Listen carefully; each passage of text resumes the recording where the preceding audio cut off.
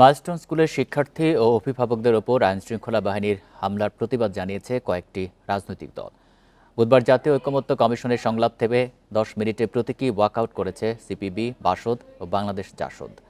সকাল 11টার দিকে দ্বিতীয় পর্যায়ের সংলাপের 18তম দিনের অধিবেশন শুরু হয়। শুরুতেই সিপিবির সাধারণ সম্পাদক রুহিন হোসেন প্রিন্স বলেন, মাইলস্টোনে হৃদয় বিদারক ঘটনা ঘটেছে।